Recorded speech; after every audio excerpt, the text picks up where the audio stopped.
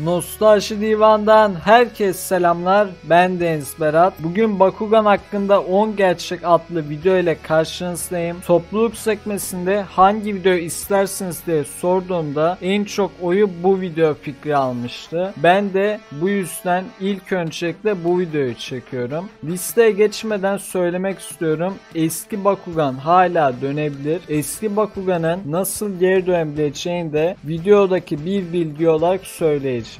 Haydi listeye başlayalım.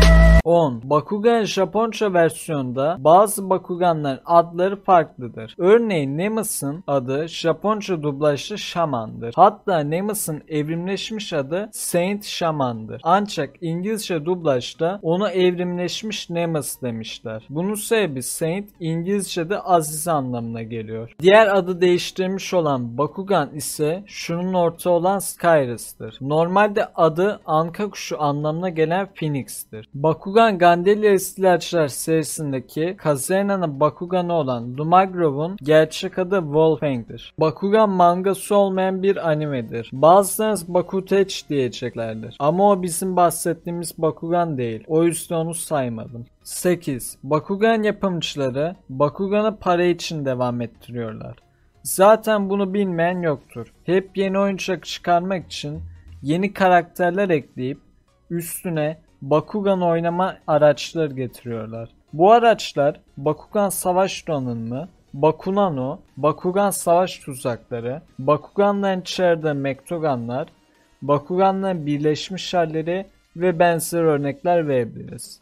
Aynı şekilde Bakugan'ın animesinde olmayan Bakugan Special Attack'ta vardır. Sonradan Special Attack oyuncaklarına benzer olarak Bakusky Raider çıktı. Bakusky Raider'lar ise Magnum Search'te gözükmüştür. 7. Bakugan'ın her sezonda Den'in yaptığı favori hareketi vardır. Bu harekete like işareti mi dersiniz, baş parmak mı dersiniz bilmiyorum. Ama Den bu hareketi her şey yolunda anlamında kullanır. Ve eğer bir sezon sonunda her şey yolundaysa bu işareti yapar. Örneğin Bakugan Battle Brawlers ve Gandelia İstilacılar serisinin final bölümünde yapıyor. Yeni ve story'de yapmamasının sebebi sonda Ren geliyor. Bu da devamı olduğu anlamına geliyor. 6. Den ve Masquerade'in 38. bölümde yaptıkları savaşın olduğu maç sahası ile Yeni ve Story serisinin 16. bölümde Spectre ile Den'in maç yaptığı saha aynı sahadır. Hatırlarsanız Den Spectre'ya ben daha avantajlıyım, burası Masquerade'i yendiğim yer demişti. Bakugan Gandelia İstilacılar serisinin 39.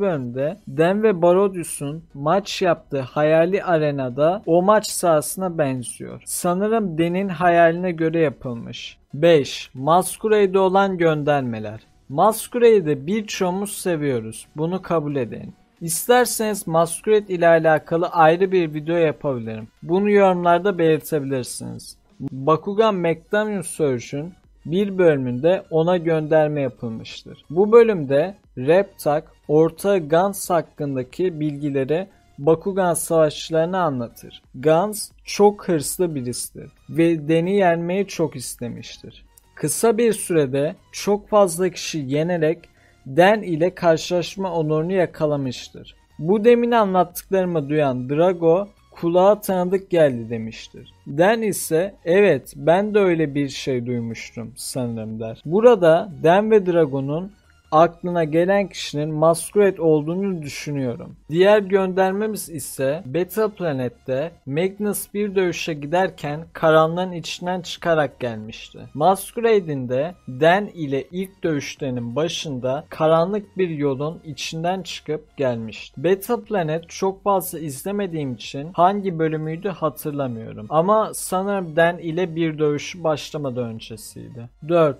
Maxus Droid. Evet, doğru duydunuz. Maxus Droid. Bu nasıl oluyor diye sorarsanız normalde iki tane büyük diziliş oluşmasını sağlayan mekanik Bakugan seti vardı. Biri Helios'un, diğeri Drago'ndu hatırlarsınız. Drago büyük dizilişi nasıl aldığını hatırlayalım. Den ve Ace, Mira ve Gus'a karşı maç yapmışlardı. Mira bilerek kaybetmişti. Gus da 2'ye karşı 1 kalmıştı.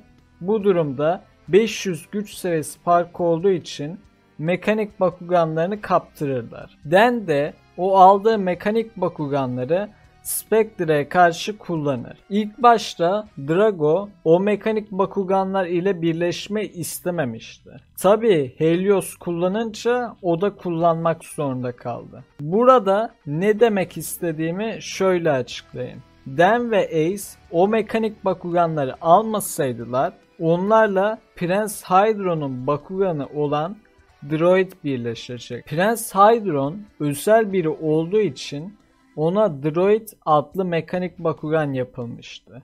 Aynı şekilde büyük dizilişte ona verilirdi büyük bir ihtimalle.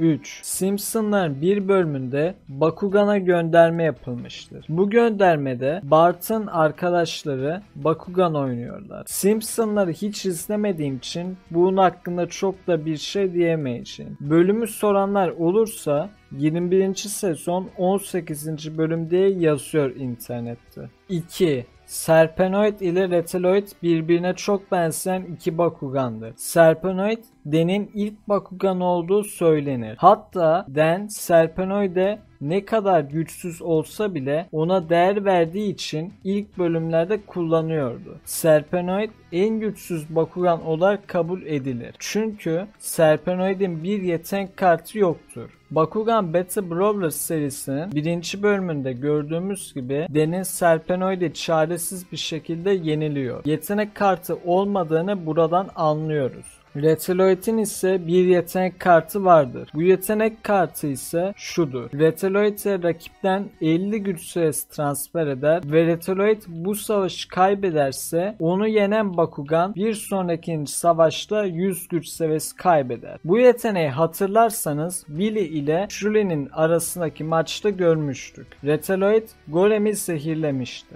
1. Bu bilgi listedeki en ilginç bilgi olabilir.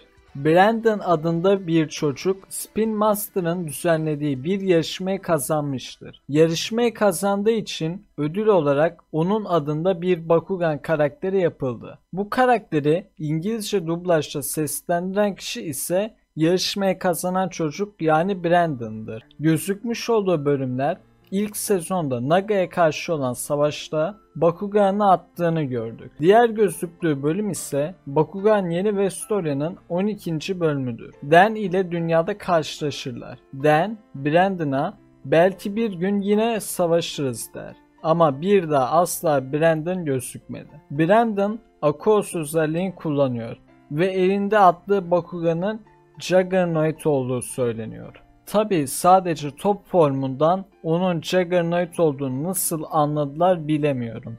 O değil de çok garip değil mi? Düşünsenize bir animede kendinizi karakter olarak geçiriyorsunuz. Videonun başında dediğim gibi Bakugan'ın geri dönmesi mümkün. Çünkü Ben 10 bile geri dönüyor. Ve ayrıca yapımcılar insanların Bakugan Battle Planet'ten memnun olmadığını görünce eskisinin devamını illaki getireceklerdi. Battle Planet'in oyununun YouTube'daki videosu bile çok fazla dislike almış. Eninde sonunda para için eskisine devam ettirirler. Denkusu ve Dragon'un tekniğiyle geri dönmesi gibi bir durumla devam edilebilir. Bakugan hakkında 10 gerçek adlı videomuz sonuna geldik. Kanal resmini yaptığı için Discord'daki Ufuk adlı arkadaşa teşekkür ederim. Aynı zamanda videoyu sevdiyseniz bir beğeni bırakıp kanala da abone olmak isterseniz abone olabilirsiniz. Kendinize iyi bakın. Bakugan'la kalın.